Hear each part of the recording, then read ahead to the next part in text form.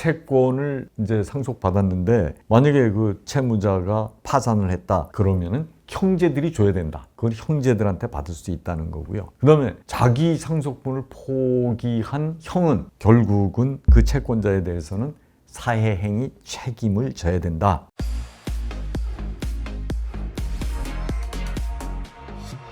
안녕하세요.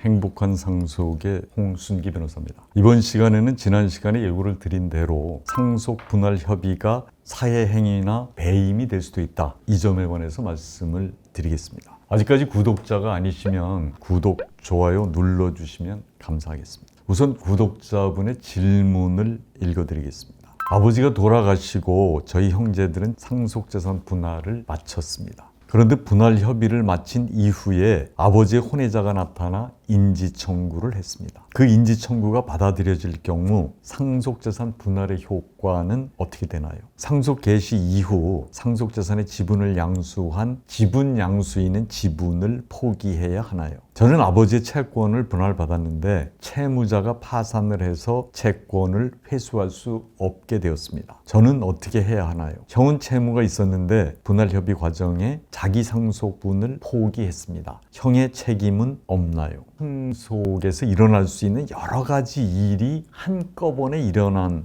그런 경우를 지금 물어보시는 건데요. 여러 가지가 이제 질문에는 들어 있습니다. 그래서 한번 순서대로 말씀을 드려보기로 하겠습니다. 첫 번째는 상속재산 분할의 효과입니다. 상속재산 분할은 소급효가 있습니다. 상속재산 분할이 되면 상속 개시 당시로 소급해서 그 효력이 생깁니다. 그 다음에 이제 인지의 효력이라는 게 이제 혼외자가 인지 청구를 했잖아요. 법원에서 이게 받아들여지면 인지가 만약에 인정이 되면 인지의 효력은 출생 시에 소급해서 발생되니까 상속 개시 시부터 상속인이 거죠. 이미 분할이 다 이루어진 후에 인지가 된 거잖아요, 지금. 그런데 효력은 상속 개시 시부터 상속인이니까 재산 관계나 이런 게 달라졌을 때 뭐 소유가 바뀌었을 수도 있고 그때 그럼 어떻게 할 거냐? 이제 그게 그 인지의 효력인데 그래서 법에서는 그 제3자의 권리를 해할 수 없다. 그 재산 분할이 이제 소급효가 있는데 그러면 제3자라는 게 뭐냐면 상속재산 지분을 양수하든가 또는 이제 압류를 했던 채권자나 저당을 설정했던 저당권자들이 있거든요. 그 사람들의 권리는 어떻게 할 거냐? 그거는 해치지 못한다는 겁니다. 이제 그런 게 조항이 있고요. 그 다음에 이제 여기서 그 상속재산 분할에서 이루어질 수 있는 게 이제 공동상속인의 담보 책임이라는 게 있는데 이제 이겁니다. 이게 뭐냐 하면 재산을 나누다 보니까 어떤 공동상속인은 하자 있는 재산을 가지고 갈 수가 있잖아요.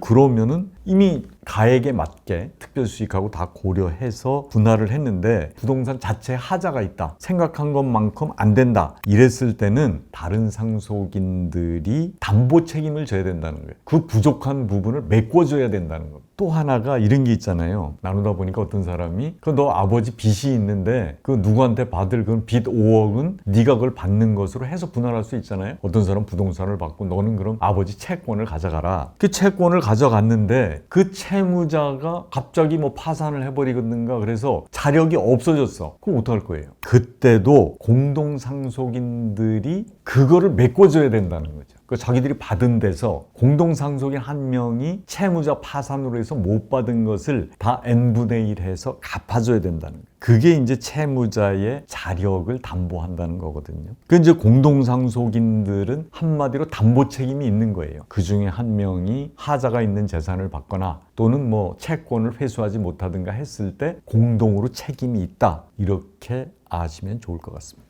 다음에 이제 분할 협의가 사해행위 배임이 될 수도 있다. 이게 무슨 말이냐면 첫 번째, 이제 사해행위가 되는 경우라면 상속인 중에 한 명이 채무가 있어. 자기 상속분 나 포기하겠다. 그 상속분을 포기하게 되면 자기가 받을 걸 못 받잖아요. 그러면 자기한테 돈을 받을 채권자는 어떻게 되는 거예요? 그러니까 그럴 때는 상속인의 채권자에게 사해행위가 된다는 거죠. 그래서 이제 그때 채권자는 사해행위 취소 소송을 할 수 있습니다. 네가 포기하는 거 말도 안 되니까 너 포기하지 말고 그건 나한테 줘라. 이렇게 소송을 할 수가 있다는 거고요. 다음에 이제 배임이 되는 경우도 있습니다. 이제 공동상속인 중에 한 명이 자기 지분을 이제 분할되기 전에 지분을 딴 사람들한테 팔았어. 매도를 했는데 다른 형제들이 그걸 다 알아. 그러면서도 자기들끼리 분할하면서 다른 공동상속인 한 명이 판 그 매도한 재산까지 자기들이 그냥 나눠버렸어. 그리고 등기까지 했어. 이랬을 때 배임이 된다는 겁니다.